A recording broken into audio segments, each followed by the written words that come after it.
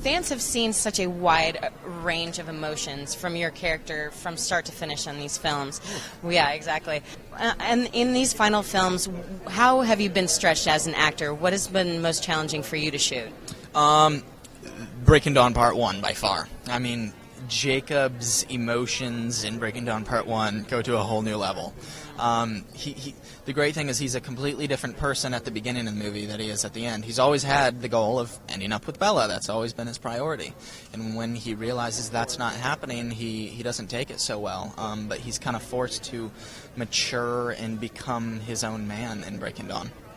And you've kind of grown up into this character. Now that this is, you've wrapped filming everything, have you found roles that you're drawn to now that you've started reading other scripts, starting to take other, opportunities? Were there roles that you were craving after you were done filming this? I mean, I'm so thankful for this franchise. It's allowed us to be able to do what we love, and that's to go off and play other roles.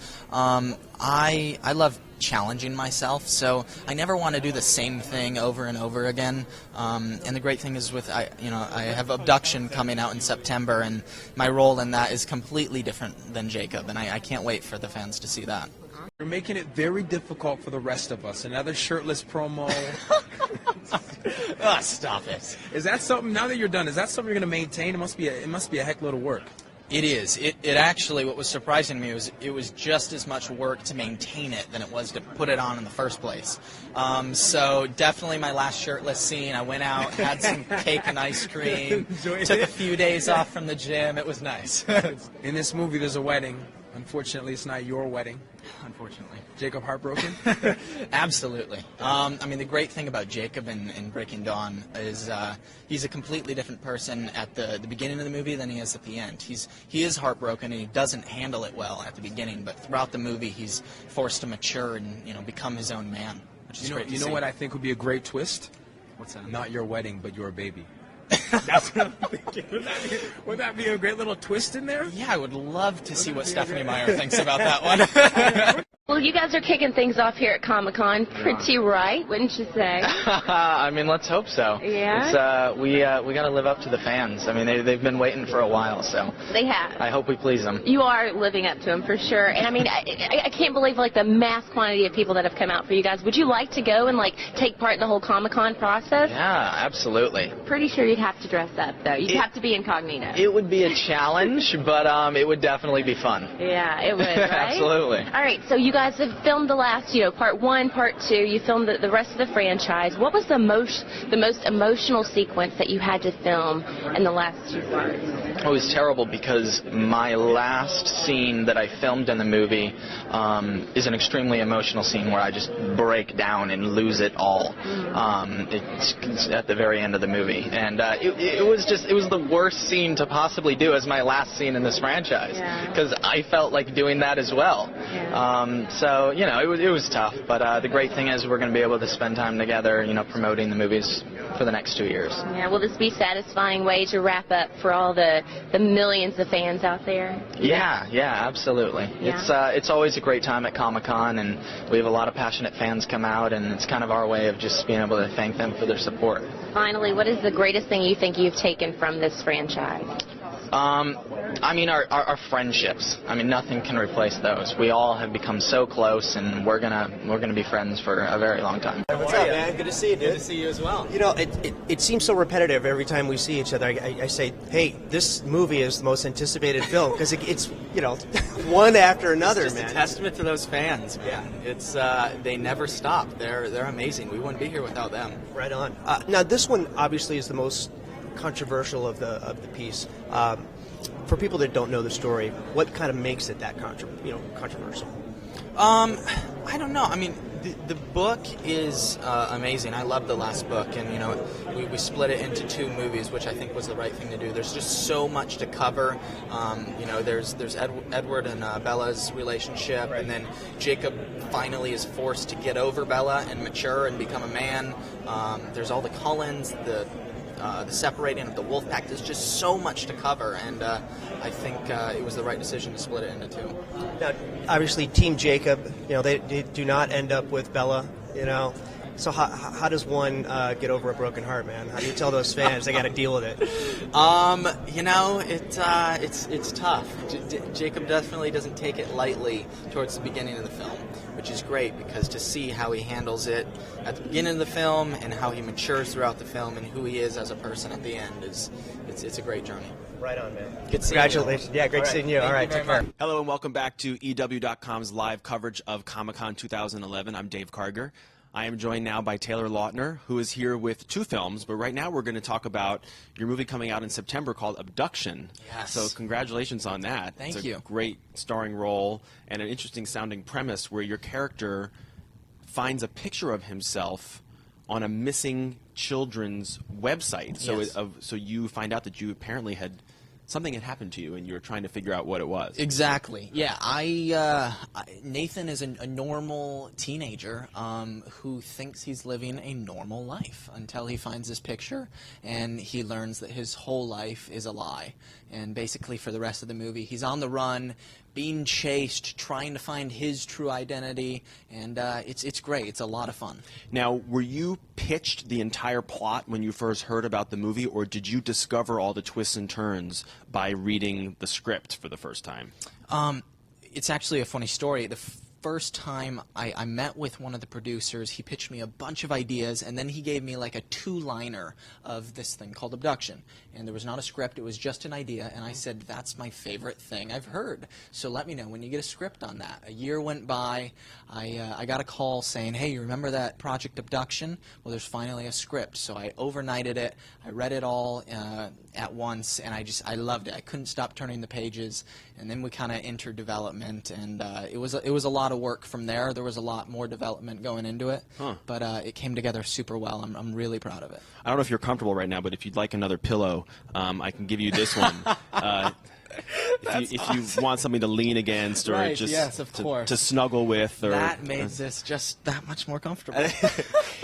What did this film Abduction allow you to do that maybe the Twilight films haven't? Is there something that you had wanted to do that this movie gave you the chance to? Yeah, a lot of things, to be honest. Nathan is completely different than Jacob. Abduction was physically challenging, so I got to do a lot of stunts and a lot of physical stuff that I was never able to do in the Twilight franchise. But also emotionally, my character deals with a lot of complicated emotions, and it was just amazing to go on that journey. And I had a lot of help in John Singleton, our director, and an amazing cast. Hey, what's happening? It's Trey with Fandango.com, and I am one lucky dude. Get to hang out here with Taylor Lautner, the star of the soon-to-be-released Abduction.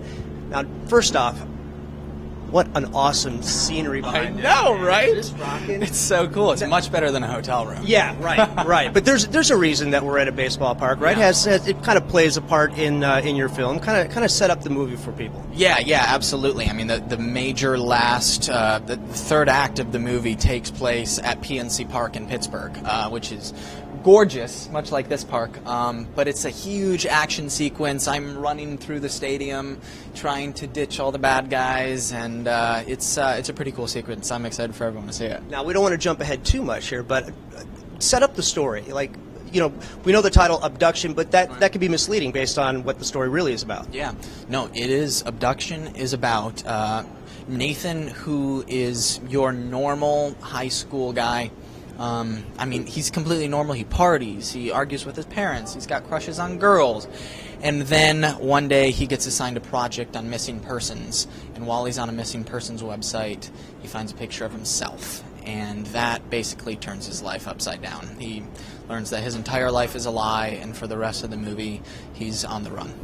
He contains, I would assume, some sort of secret that the bad guys want. Yeah, the bad guys want him. There's a lot of people that want him. He's very important to a lot of people, and he doesn't know it, which is pretty cool. And then he happens to be on the run with his next door neighbor, Karen. So there's also this love story going on the whole time as well.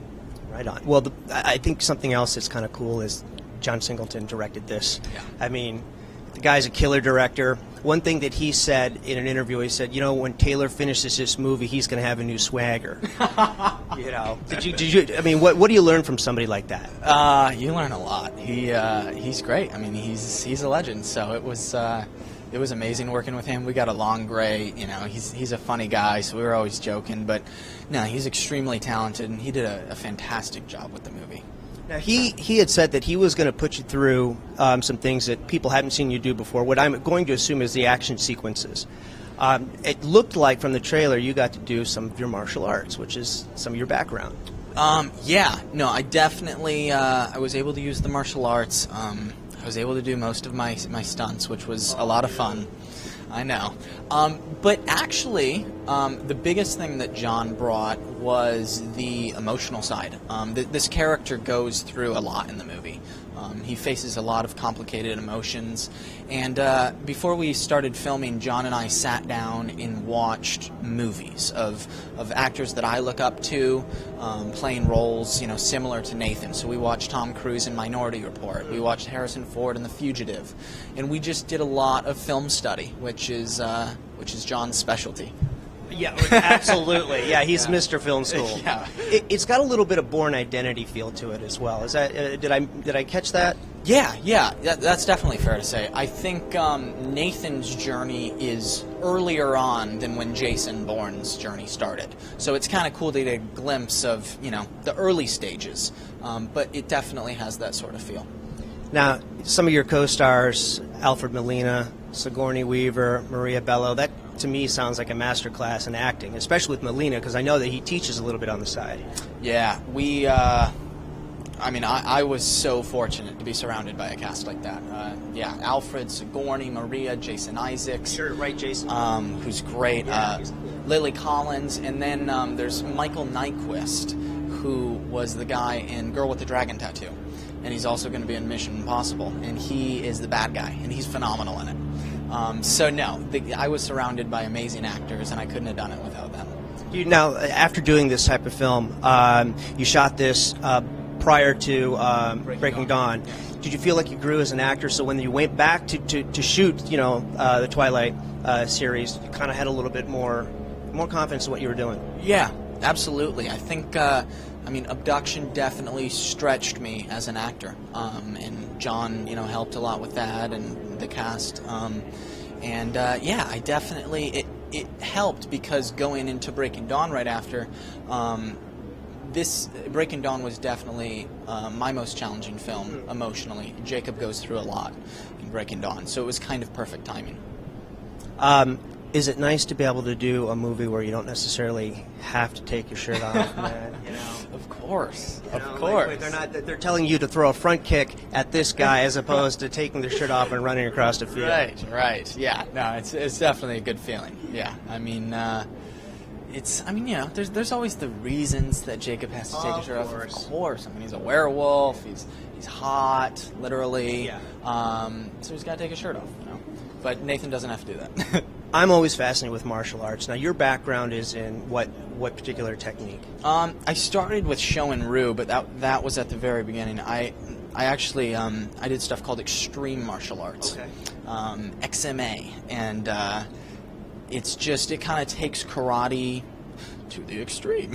There's a lot of acrobatics in it as well, so it's mixing the traditional form of karate with the the acrobatic side. Now, so is it, you would say, unorthodox? I always think of what Bruce Lee always said, his style doesn't necessarily fall into any particular style. He kind of stole from everything. Right. Yeah, I think that's definitely fair to say. There's a little bit of, Taekwondo, that's where all the kicking and the jumps come from, but then there's, the more traditional styles as well. That's definitely very true. Now that you've done the action film, would you do it again? Would you like to go further with your abilities, maybe in the martial arts side? Right. I always love challenging myself. So I would of course love to challenge myself to another action movie. But the great thing with Abduction is it does obviously have a lot of action in it, but it's not only an action film. Right. There's a love story, so it's a romance. And the coolest part for me is it's a mystery. So there's a lot of cool twists and turns, and you're trying to figure out where this character is going to go next the entire movie.